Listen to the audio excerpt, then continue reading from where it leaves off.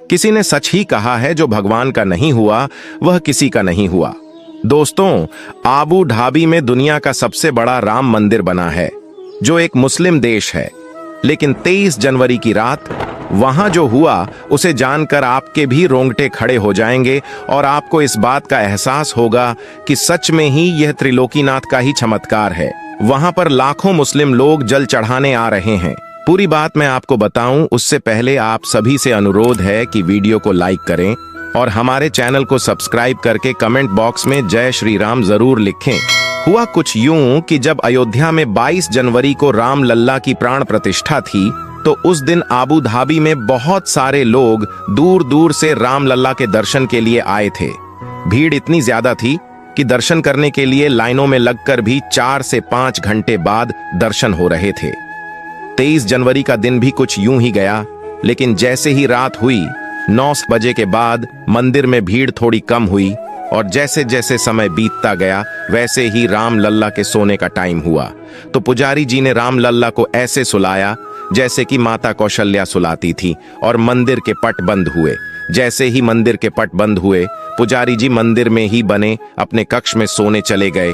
तो उसके बाद हुआ कुछ यूं कि रात के 2 बज रहे थे और अचानक से जैसे कि सांप के रेंगने जैसी आवाज आई और मंदिर के गेट धीरे से अपने आप खुलने लग गए, मानो कि जैसे कोई दिव्य शक्ति ने उन्हें खोला हो।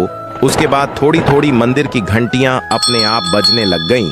तो इधर से पुजारी जी की अचानक से नींद टूट गई और वह हड़बड़ाकर उठ बैठे। उनको लगा कोई चोर रात में मंदिर में घुस गया होगा। उन्होंने रामलला की मूर्ति के पास जाकर धीरे से छुपकर देखा कि कोई चोर होगा, लेकिन पुजारी जी क्या देखते हैं कि वहां तो कुछ और ही था। उन्होंने देखा कि रामलला की मूर्ति के सामने एक महातेजस्वी अघोरी खड़ा था, जिसके लंबी लंबी काली काली जटाएं थीं और उन लटाओं से सर के ऊपर जुड़ा जैसा कुछ बना हुआ था। हाथ में कमंडल और तन पर राख लिपटी हुई थी। हाथों और गले में रुद्राक्ष की माला पहन रखी थी और उनके माथे पर एक अद्वितीय तेज चमक रहा था। वो अघोरी कोई और नहीं बल्कि साक्षात भोलेनाथ स्वयं थे, जो अपने राम जी से मिलने आए थे। लेकिन इस बात का पुजारी जी को नहीं पता था। पुजारी जी उन अघोरी बाबा को देखकर एक बार तो डर से गए, फिर उनको लगा कि इतने लोगों में यह भी शायद रामलला के दर्शन करने आए थे और रुकने के लिए कहीं कोई जगह नहीं मिली होगी, इसलिए मंदिर में आ गए होंगे। इतना सोचकर पुजारी जी ने अघोरी बाबा के पास जाकर उनको प्रणाम किया और उनसे पूछा, बाबा, इस समय आप यहाँ? तो अघोरी बाबा ने कहा, जहां मेरे स्वामी हो और वह मैं ना आऊं, ऐसा कैसे हो सकता है? पुजारी जी कुछ समझ नहीं पाए और उनसे फिर से बोले, बाबा, अगर आपने भोजन पानी नहीं किया तो आपके लिए भोजन पानी की व्यवस्था करूं क्या? तो अघोरी बाबा रामलला की मूर्ति की ओर इशारा करते हुए बोले, इनके दर्शन से बढ़कर और क्या भूख होगी? तो भी पुजारी जी समझ नहीं पाए और अघोरी बाबा को प्रणाम करते हुए बोले, ठीक है बाबा, कोई जरूरत पड़े तो बताना, मैं पास ही कक्ष में सो रहा हूं, जय श्री राम। और इतना कहकर पुजारी जी सोने चले गए। उसके बाद तो नजारा कुछ और ही था। वो तेजस्वी अघोरी बाबा रामलला की मूर्ति के पास जाकर बोले, उठिए प्रभु, आपसे मिलने के लिए कितना बेचैन हूं, आपके बाल रूप के दर्शन के लिए कितना तड़प रहा हूं, प्रभु दर्शन दीजिए। इतना सुनना था कि रामलला की मूर्ति से आवाज आई, बिना आपके दर्शन में कैसे सो सकता हूं भगवान, कब से आपके आने की प्रतीक्षा कर रहा हूं, इतनी देर क्यों कर दी? तो अधूरी बाबा बोले, हे प्रभु, जहां आपका रूप हो और आपके बाल रूप की लीला देखने मैं ना आऊं, ऐसे कैसे हो सकता है? कब से आपके दर्श के लिए प्रतीक्षा में हूं। आज आपसे साक्षात कलयुग में मिलकर ऐसा लग रहा है जैसे त्रेता युग में आपसे मिलने आया था, आपकी बाल लीला में शामिल होने आया था, जहां सारे देवगण आपकी बाल लीला में कोई ना कोई रूप बनाकर शामिल हो जाते हैं और आपकी लीला को अपनी आंखों से देखते हैं, तो मैं कैसे पीछे रह सकता हूं? अघोरी स्वरूप भोलेनाथ बोले।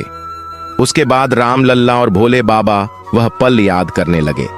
बात त्रेता युग की है, जब अयोध्या नगरी में राम जी के 5 साल के होने की खुशियां मनाई जा रही थीं, चारों ओर बधाइयां गाई जा रही थीं। उस समय देवाधिदेव शंकर जी ने अपनी दिव्य दृष्टि से अयोध्या नगर में मंगलगान और बधाइयों का दृश्य देखा था। उसका वर्णन करते हुए पार्वती जी को बताया कि भगवान श्री राम 5 वर्ष के हो गए हैं और मेरा हृदय उनका बाल मुख देखने के लिए छटपटा रहा है। मेरा जी चाहता है कि श्री राम की लीला में शामिल होने पृथ्वी पर चला जाऊं।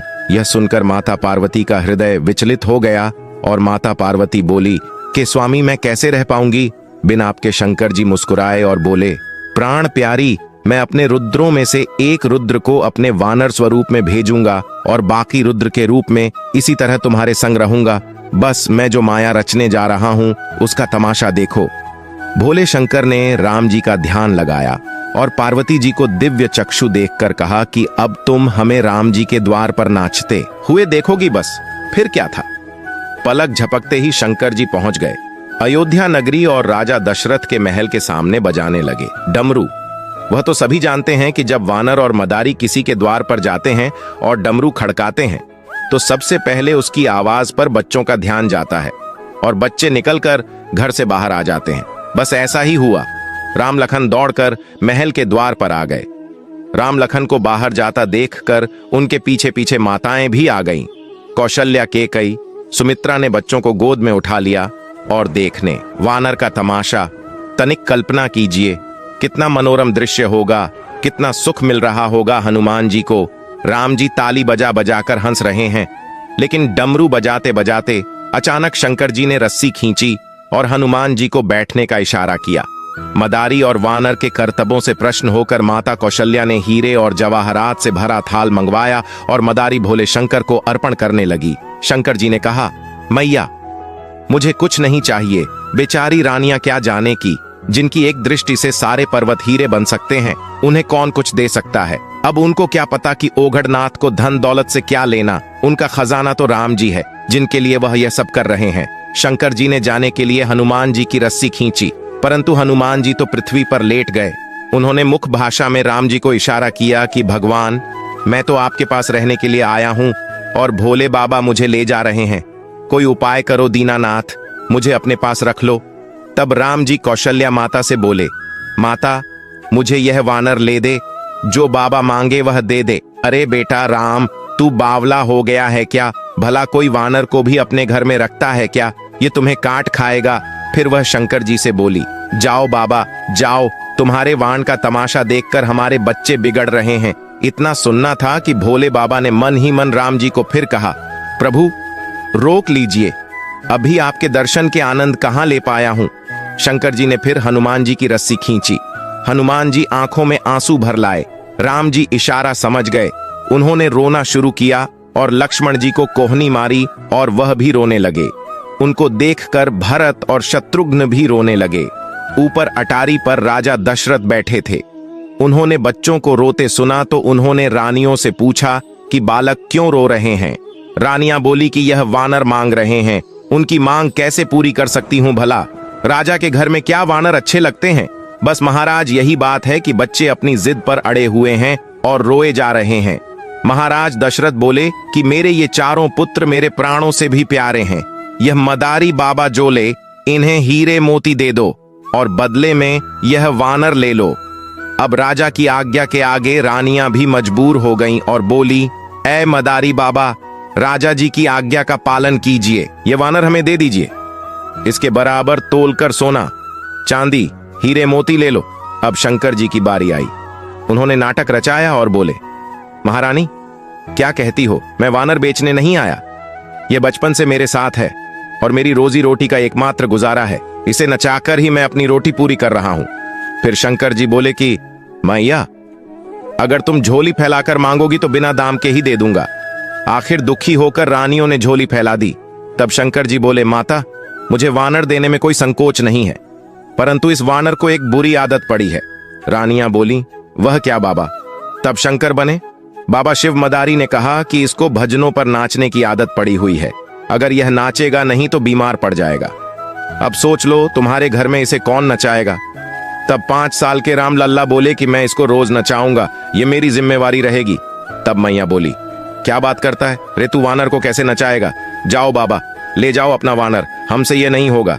तब राम जी बोले, मैया, तुम चाहो तो मैं अभी नचाकर दिखाऊं। लाओ बाबा, मुझे डोरी दो वानर की, भोलेनाथ ने बजरंग बली की डोर राम जी के हाथ में दे दी और नचाने लगे श्री राम जी और नाचने लगे बजरंगी। संग में बाबा भोले भी नाचने लगे। उनको देखकर राजा दशरथ और रानियां और वहां सभी मौजूद लोग नाचने लगे। वाह, क्या लीला कर रहे हैं राम लल्ला।